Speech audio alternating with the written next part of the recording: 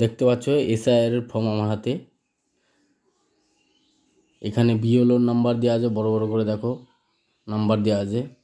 এটা তোমরা অনলাইনেও যদি সার্চ মারো তাহলে পেয়ে যাবে বিএলওর নাম্বার তোমাদের সংশোধন অনুযায়ী। তার 25-এর ডিটেলস এই পাশটায় আছে।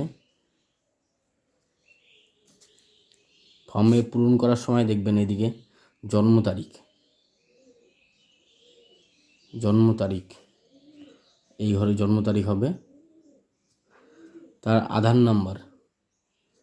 নাম্বারটা এই ঘরে হবে। মোবাইল নাম্বারটা এই ঘরে।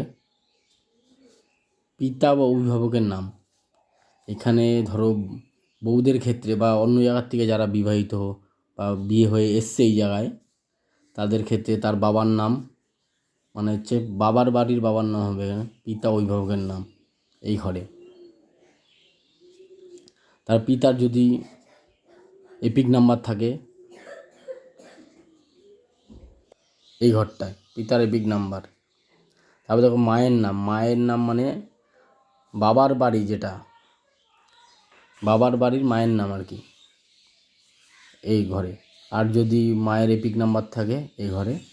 আর এখানে আছে স্বামী বা স্ত্রী, যদি ছেলে হয় তার বউর নাম এখানে। আর যদি মহিলা হয় তার স্বামীর নাম এখানে, তার স্বামীর এপিক নাম্বার এই ঘরে। এবার আসি, যদি এনার